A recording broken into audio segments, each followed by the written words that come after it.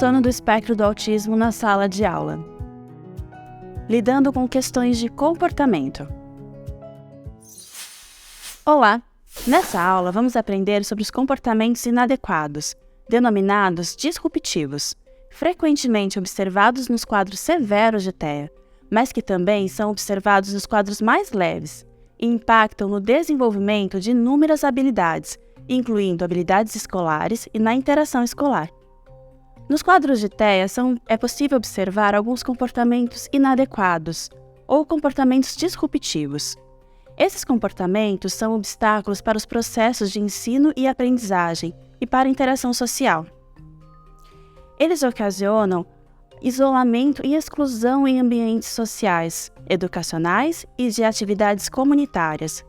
Eles podem se manifestar na forma verbal, como comentários inadequados, dificuldade em perceber, a inadequação discursiva e agressões verbais. Mas é mais comum na forma física, por meio de agressões físicas, sejam elas autolesivas, quando a criança se agride, e heterolesivas, quando a criança agride o outro. A avaliação e, consequentemente, a intervenção dos comportamentos disruptivos é um grande desafio. Isso é devido à amplitude e abrangência do perfil dos comportamentos. E eles resultam em consequências de difícil manejo, trazendo danos a terceiros e ao próprio indivíduo. Há uma heterogeneidade específica do quadro. O quadro de TEA ele traz diferentes intensidades nos sintomas e comportamentos. Isso acontece também nos comportamentos inadequados, principalmente nos comportamentos inadequados do TEA não verbal, que difere dos comportamentos agressivos do TEA que é socialmente adaptado. Os comportamentos disruptivos com maior grau de severidade colocam em risco a integridade física do sujeito autista e de seus familiares e cuidadores. Isso leva a uma intervenção medicamentosa. A intervenção medicamentosa é uma decisão dos médicos, principalmente do neuropediatra ou do psiquiatra. Já os comportamentos de baixa severidade, é possível ser aplicada somente a intervenção em terapia psicológica, principalmente por meio da análise do comportamento aplicada, a ABA. O primeiro passo para intervir é compreender a sua origem e função. O comportamento ele não acontece do nada, ele acontece para atender a um propósito ou uma necessidade. Esse propósito pode ser o resultado de alguma frustração ou proibição, pode ser uma resposta ao tédio ou ócio, pode ser inclusive um meio comunicativo, além de dificuldades no processamento sensorial. A intervenção do comportamento inadequado deve ser feita por meio da sua compreensão. Deve-se entender a sua topografia, ou seja, quais são os mecanismos que envolvem esse comportamento. Como o comportamento se desenvolve, quando ele se inicia, quais as respostas e consequências geradas pelo comportamento. A compreensão da topografia é feita por uma observação direta, por meio de anotações em um quadro de registro do tipo ABC, em que se tem a resposta-alvo, que é o que o sujeito fez, a consequência, o que aconteceu após a emissão da resposta, o contexto antecedente, o que estava acontecendo antes da emissão da resposta. A anotação do comportamento inadequado em um quadro ABC ele não acontece de forma linear, na sequência. É preciso ter em mente que o meu foco é o comportamento. Então, ele precisa ser anotado o comportamento e, na sequência, os comportamentos ou as consequências que foram obtidas. Vamos dar uma olhadinha no quadro. O primeiro passo é anotar a data e o horário em que aquele comportamento aconteceu. Por simples critério de locação, de entender aquele momento, o horário, se era um horário de fome da criança, se era um horário de cansaço. Então, é preciso anotar a data e o horário do comportamento. Depois, nós vamos para a terceira coluna, que é justamente a coluna em que é anotado o comportamento, é a resposta. Então, anotamos o comportamento que a criança apresentou. Por exemplo, gritou e atirou o brinquedo. Então, esse é o comportamento inadequado. Mas esse comportamento, ele não surge do nada. Para que ele aconteça, nós temos um antecedente. Então, assim que anotamos a resposta da criança, o comportamento inadequado, precisamos pensar o que estava acontecendo antes daquele comportamento. Esse é o nosso antecedente. Então, quando a criança gritou e atirou o brinquedo, ela estava brincando no quarto. É importante pensar aqui, tudo é um antecedente. Então, o fato da criança estar brincando no quarto, ela estava como? Sozinha, ela estava brincando com alguém, alguém tirou o brinquedo dela. Isso tudo é dado e precisa ser colocado no quadro, na coluna do antecedente. Bom, então nós temos aí uma sequência. A criança estava brincando no quarto e ela gritou e atirou o brinquedo. O que aconteceu na sequência? Então, a sequência é a consequência. O que aquele comportamento da criança gerou? A consequência é a última coluna. Então, a consequência da criança gritar e atirar o brinquedo foi a mãe entregar o brinquedo, ou a mãe ligar o brinquedo, ou consertar uma peça quebrada. Então, aquilo trouxe uma consequência. Por que é importante fazer essa análise por meio de um sistema ABC? Porque ali fica visível quais são as consequências geradas por aquele comportamento e também qual era o antecedente. A gente consegue entender qual foi todo o processo daquele comportamento. Porque, de novo, o comportamento ele não surge do nada. Às vezes a gente até diz, do nada ele jogou o brinquedo. Mas será? Quando a gente observa o antecedente, a criança ela estava simplesmente brincando sozinha no quarto.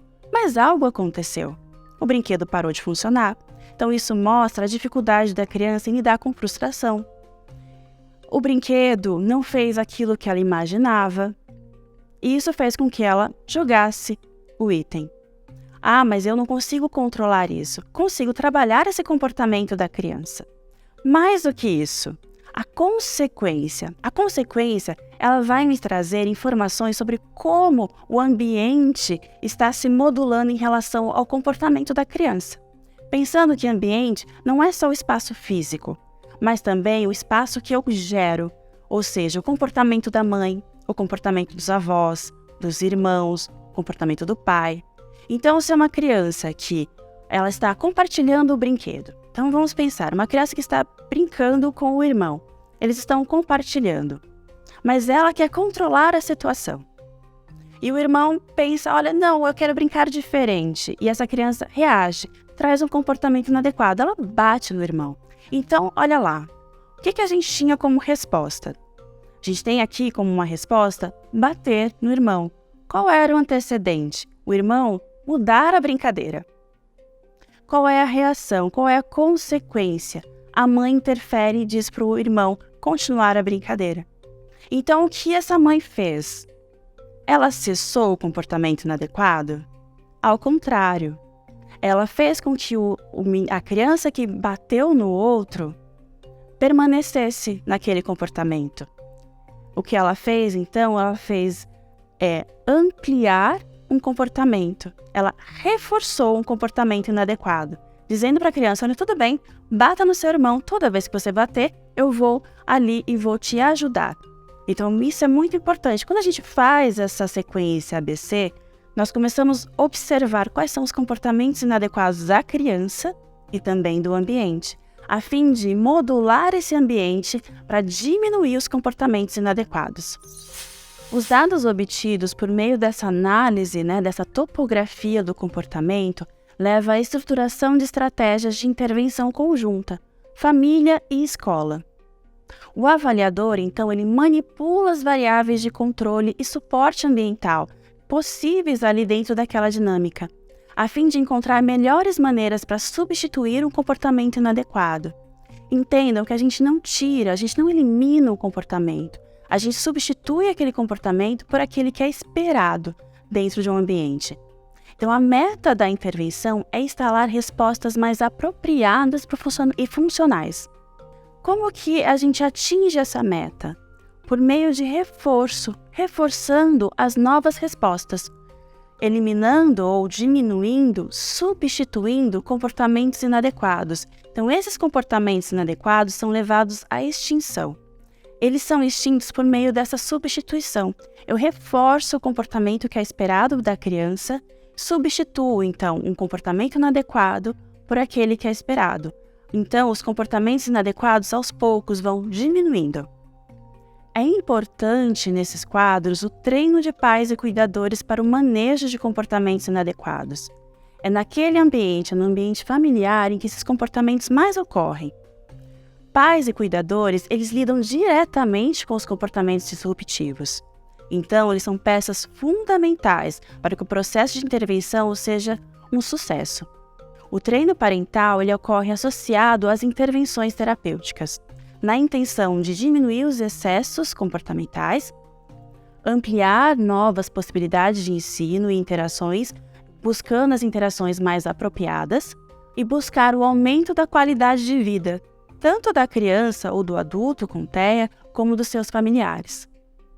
O programa terapêutico da criança com TEA possui uma carga horária ampla, principalmente nos quadros mais severos, nos quadros de TEA nível 2 e nível 3. Por isso, o treinamento parental favorece o aumento da intensidade da intervenção.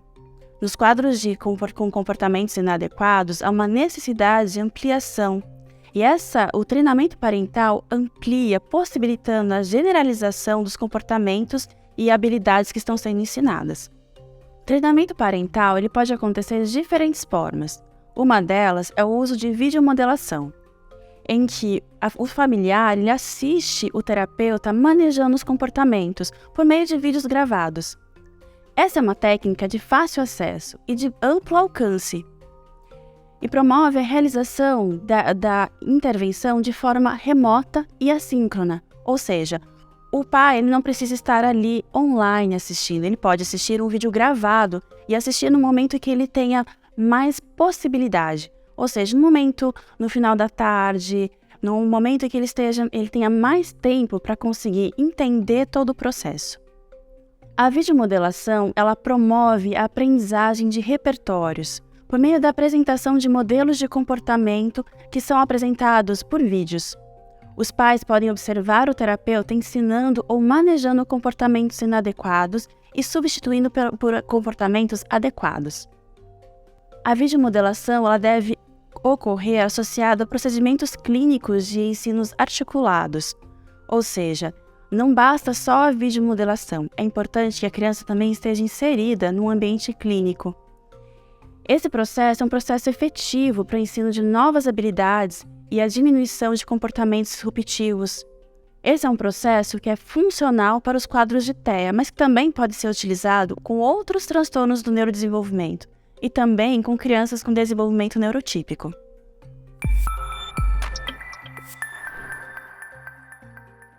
Saiba mais.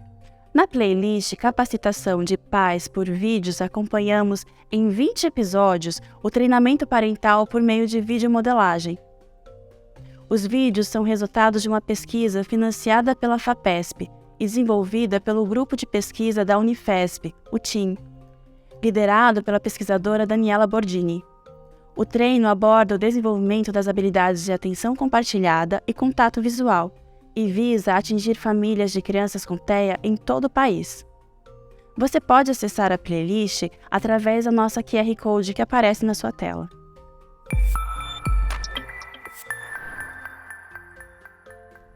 Em resumo, os comportamentos inadequados ou disruptivos acometem sujeitos com TEA nos 3 níveis de suporte. E diferente do que possa parecer, não ocorrem do nada. Eles possuem uma função ou um propósito que vão desde a dificuldade de lidar com frustração a questões sensoriais. Para intervir de forma assertiva, é importante que o terapeuta faça uma análise funcional dos comportamentos para encontrar a melhor forma para diminuir os comportamentos inadequados e os substituir por comportamentos aceitos socialmente. Bons estudos!